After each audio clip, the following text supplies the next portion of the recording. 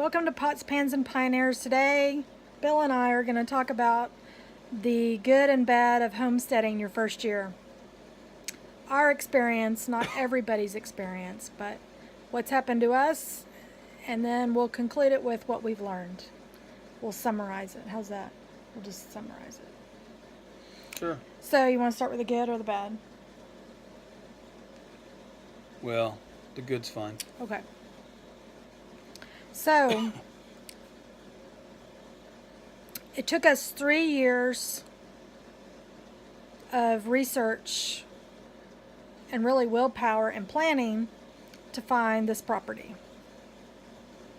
So we found and purchased our land. We sold our house in Texas, and we found what we thought was what is a 40-acre plot with a 1,600 plus square foot cabin and 3 outbuildings. We moved to Arkansas, which I just mentioned, but it took us from May to September, from start to finish, to move here. Right? Basically, from February to September. You got here mid-May. No, I got here Mother's Day, which was the beginning of May. First weekend of May. I got here September, I think, Right. 1st or whatever. Yeah. Anyhow, yeah. We replaced the roofs on all the buildings that we're going to be working in, looking in, being in, right? Put a metal roof on instead of a composite roof. Right. We put up gates and we restrung the fence, which has since been removed. Part of it. And torn down. We'll get into that Got something in my eye. in the bad or ugly, however you want to consider it. We removed trees and stumps from one side of the house where they were tangled in the electrical And line. we're using that for our outside fire pit. Yeah. We replaced the water heater in the cabin. We went from a 40-gallon to an 85-gallon. We cleaned out the workshop that I'm going to turn into my shop, but it still needs to be painted and sealed up, Ceiling work. and ceiling work. Your And, shop to be set up. Yeah, and the exterior needs to be replaced. We cleaned out the garage. That's on video. I need to clean it again. but Yeah. hey. That'll be a constant, though, I think.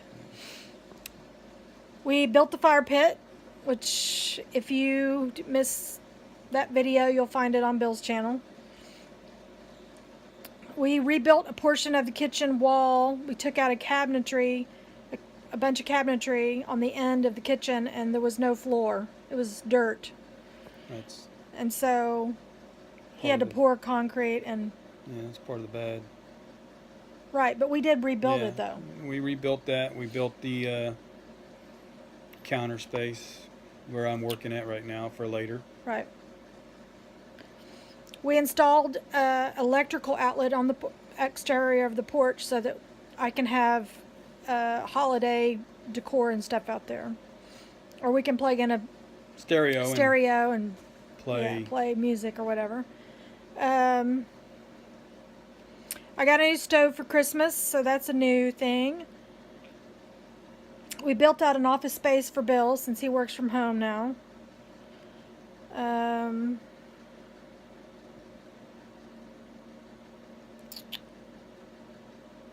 I think that's about it. Well, we've semi-conquered.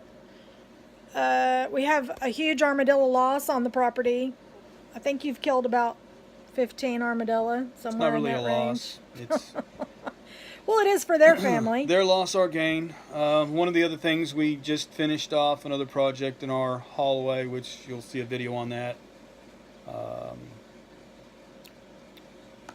Sectioned it off a little bit, but Right. we have not won the war of the millipedes or the Asian beetles, but their losses are bigger than ours, so we're ahead. Yeah, and good. we're told when we get chickens, a lot of the bug population's going to subside because I guess chickens, if we let them roam around, And they're going to kill also off. around your living area, your house, your cabin, whatever, trees seem to play a factor in bug, insect population. Yeah. So If you have trees that are surrounding your home on your land, if they're up close to your buildings, there'll be bugs. not to mention the So- fact of if they rot, they could fall. So Yeah. we do have a few that we're going to take out. A few more. Okay, so now that they are going to do the ugly, or really not necessarily a fail, but things that haven't really gone our way and we're still working on them. We have a property line dispute going on, and we're going to hopefully rectify that in 2018. We lost a lot of peace and quiet due to the hunters, but I have to say there hasn't been as many hunters as No, there were last year. There haven't, but I think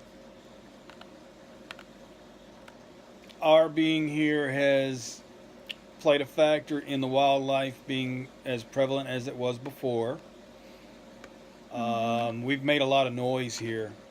You know, I can play the psychological game just like anybody else, and I have a lot of firewood I need to cut. So I think we affected their hunt, which isn't a problem for me. And we added an exterior light. We added, we now have 3 outside Property lights. property lights that light it up out here. So, But we've been able to be on our homestead with no tractors, no ATVs for a year now. And God's provided that. When we've needed it, we've had a neighbor to our north side God's who's provided. been extremely gracious. They've helped. They've actually let us borrow their tractor periodically. We've been able to have others come and mow for us, borrowing their tractor or their mower. And I am still capable of walking, so we don't have a UTV or an ATV, but I can walk the property and check it out. Yep. Not as quickly, but I'm getting exercise as well, so no biggie. 2018, I think, hopefully, we're going to be able to purchase something along those lines to take care of that. we lost the use of Bill's truck. His Ford F-150 is out of commission until he buys a new engine. Yeah, the engine blew up. Something went out in the interior, inside of the engine, and when it gets up to temperature, running temperature, it just shuts down. So that's not a good thing. But it's still here. Everything else works on it. We'll have that figured out this year. Yeah. 2018 is going to be a tractor, truck, ATV/UTV year, I think. Yeah. Then we lost our class action suit against our previous landlord for over $1,000. So, if you're ever renting from somebody and you have in your mind, in your gut, a question of, are they above board? Are they truly what they say? Don't sign it. Don't sign any rental agreement.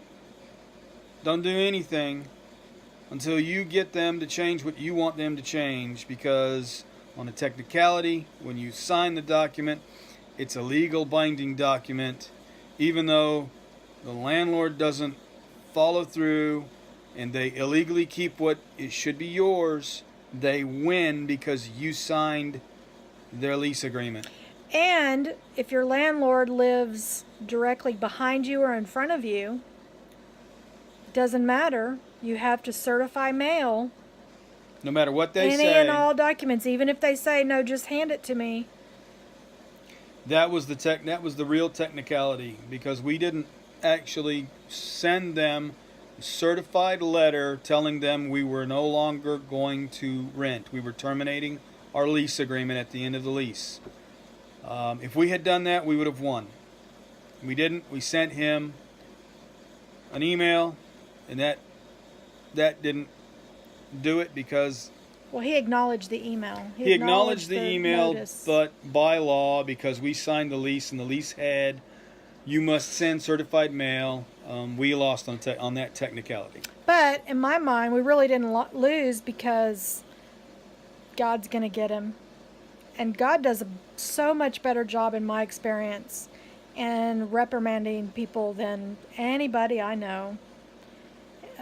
So, anyway, that's all I want to say about that. We've had a few leaks with the roof, but I don't necessarily believe it's the roofing material or necessarily the skill of the roofer. I think it has a lot to do with how this cabin was put together. But in his defense, every single time I have contacted him, he has ran out here. One morning he was here at 7? 6:30? So 6:45 in the morning, knocking on our door. Because at 10 o'clock the night before, I had messaged him and said, I think we have another leak.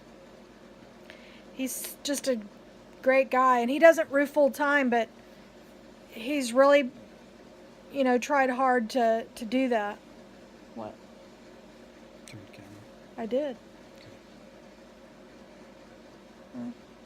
I think the roof leaks is because they had an addition over here in the kitchen. They didn't do it properly. There's more than one builder that's built onto this place. They didn't insulate it properly. They just threw it together. I mean, it's great not having laws and ordinances, but then you have this. Right. Well, and I think anytime you buy anything that anybody else has built, you don't know how it was built, how it was constructed, what materials they used, how they put it together, until you go to rip it out. And then, no matter how many whys in your head, nobody's here to tell you why. It doesn't really matter why, because that's how they decided to do it. So, what are some of the other things you want to do in 2018? We'll see if we make it, or if we're able to do it. I don't know. We're planning a greenhouse. We're going to have to draw it out, plan it out. Depending on what happens with our neighbor to the south and the land that spreads to the south, that should be ours to the fence or tree line. We may be restructuring our cabin area differently to have our front move to the other side. I'm going to put a carport, hopefully. Your workshop should be hopefully finished this year, ready to go. Yeah. My workshop office should be ready to go. I mean, I don't know. What other projects can you think of? I want to get ducks this spring, so I want a little duck house to put them in at night. Chicken coop. So or yeah, tractor. I'd like to have at least ducks this year. We're not planning on I don't think we're planning on pigs. I mean, we may talk about it later, but I don't think pigs are in our future. We have a neighbor. They're missionaries. They're actually, what is it he does? He is in charge of sex trafficking. He's in Asia right now, helping with a mission to abolish sex trafficking and child labor trafficking, or that deal with trafficking of humans. They're over there trying to help get rid of that altogether. And when he gets back, I think we're going to be doing so. Of course, that won't be this year, but we may do cattle at that point. But we're not going to do goats. No. I think this year's chickens, ducks. I really don't know about the. I don't really want chickens, I don't know. I don't know. I don't want to overwhelm myself because I'm running a business, and so I don't know how much time is involved. Well, Everybody says that chickens are no big deal, but I've never raised them, so I have no idea. well, there's two of us, so. So yeah, I don't know how that's going to work. But anyway, we don't want the video to run too long, but I wanted to touch in with everybody and let you know we finished out the year really well. And we'll see what's ahead for 2018. So anyway, we'll catch you on the next video. Everybody have a great 2018.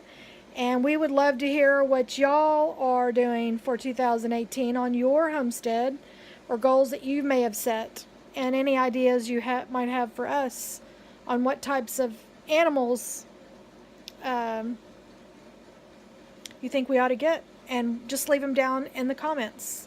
Everybody have a blessed week, blessed 2018, and we'll see you on the next one.